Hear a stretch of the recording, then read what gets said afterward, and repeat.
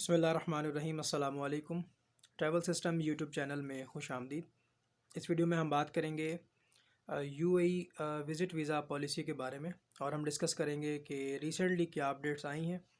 और जो लोग विज़िट वीज़े पे जाते हैं तो पाकिस्तान से फ़िलहाल जो पॉलिसी अवेलेबल है उसमें एक वीज़ा जो है वो 1 मंथ का है, और एक वीज़ा जो है वो 2 मंथ्स का है। जो 3 मंथ्स का वीज़ा है यानी 3 माह का जो वीज़ा है वो उन्होंने ख़त्म कर दिया है।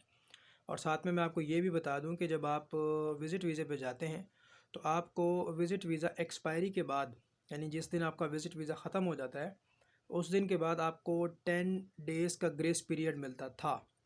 10 दिन आपको ग्रेस पीरियड के मिलते थे।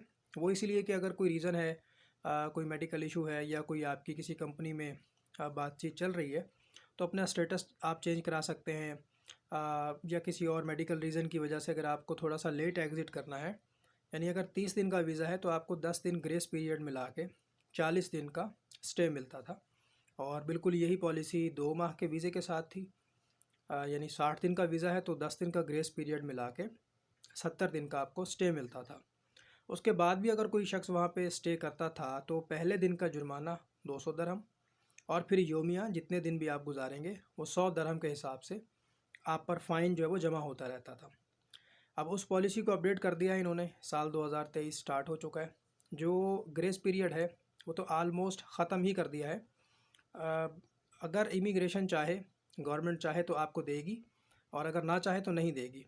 हो सकता है कि वो आपको 1 दिन का ग्रेस पीरियड दे, हो सकता है 2 दिन का दे, हो सकता है 5 दिन का दे, और ये भी मुमकिन है कि वो ना दे। तो जहन में ये रखें कि आप ग्रेस पीरियड नहीं मिलेगा आपको। अगर आपका वीज़ा 1 मंथ का है तो आपने 1 महीने के अंदर ही उसको यूटिलाइज़ करना है और एग्ज़िट करना है। अगर 2 माह का है तो 60 दिन पूरे करके आपने एग्ज़िट करना है। अगर कोई कंपनी आपको जॉब देती है तो आपका विज़िट वीज़ा वर्क वीज़े में कन्वर्ट हो जाएगा इनसाइड, उसके लिए एग्ज़िट करने की ज़रूरत नहीं है। लेकिन जो चेंज स्टेटस की फ़ीस है तकरीबन 700 दरहम, वो आपको पे करना होगी। अब वो आपने पे करनी है या कंपनी ने पे करनी है, वो आपके एग्रीमेंट पर डिपेंड करता है। इसके अलावा अगर आपका विज़िट वीज़ा ख़त्म हो गया है तो पहले ये होता था कि आपने वीज़े की फ़ीस पे करनी है इनसाइड, और चेंज स्टेटस इनसाइड करवा लेना है, आपको एग्ज़िट करने की ज़रूरत नहीं होती थी। यानी विज़िट वीज़ा आपका एक्सटेंड हो जाता था वहीं पे। तो वो पॉलिसी भी ख़त्म हो गई है। अब अगर आपका विज़िट वीज़ा ख़त्म हो गया तो आपको हर सूरत वहाँ से एग्ज़िट करना है। आप चाहें तो किसी करीबी कंट्री में जा सकते हैं, कतर में जा सकते हैं, ओमान में जा सकते हैं, और फिर नया वीज़ा लेके वापस आ सकते हैं। या फिर ये है कि पाकिस्तान आ जाएँ और पाकिस्तान से नया वीज़ा लें और फिर दोबारा चले जाएँ। तो ये सहूलत सिर्फ़ आप उन दोस्तों के लिए है जिनको कंपनी ने जॉब ऑफ़र दी है। आपका विज़िट वीज़ा वर्क परमिट में चेंज हो जाएगा।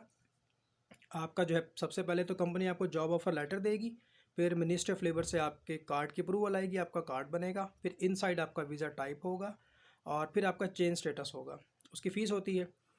उसके बाद आप जब नए वीज़े पे शिफ्ट हो जाएंगे तो फिर आपका मेडिकल होगा, बायोमेट्रिक होगी, एमरेट्स आईडी कार्ड बनेगा।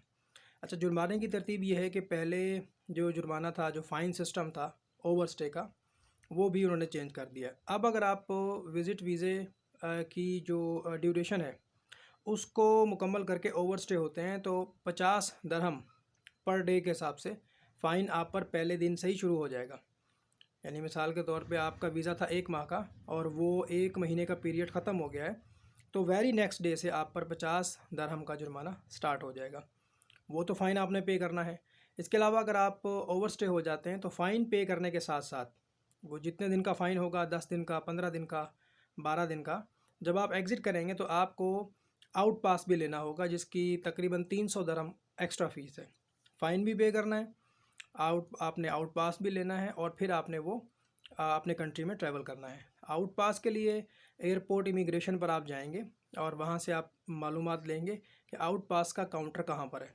वहाँ जाएंगे, अपना फ़ाइन पे करेंगे, आउट पास बनवाएंगे, टिकट आपके पास होनी चाहिए, और देन आप ट्रैवल करेंगे। तो अच्छा, इसके अलावा अगर आप बहुत ज़्यादा ओवर स्टे हो जाते हैं, 10 दिन, 12 दिन, 15 दिन, तो जिस कंपनी ने आपका वीज़ा जारी किया है वो कंपनी आप पर एब्सकॉन्डिंग भी फ़ाइल कर सकती है। यानी अगर आप एब्सकॉन्डिंग फ़ाइल कर दी तो आप आलमोस्ट ब्लैक लिस्ट हो जाएंगे।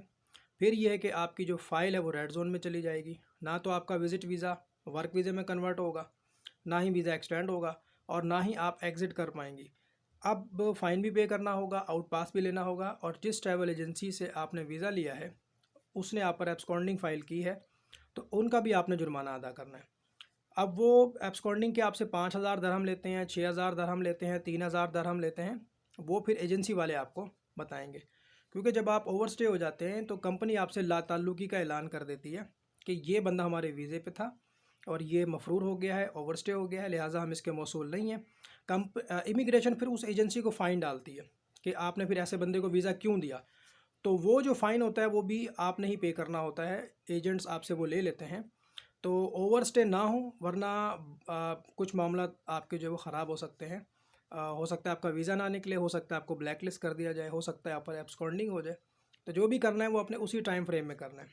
तो उम्मीद करता हूँ ये वीडियो आपको समझ भी आएगी और इसकी जो इन्फॉर्मेशन है वो आप दोस्तों के साथ शेयर कर सकते हैं। टेक केयर, अल्लाह हाफिज़।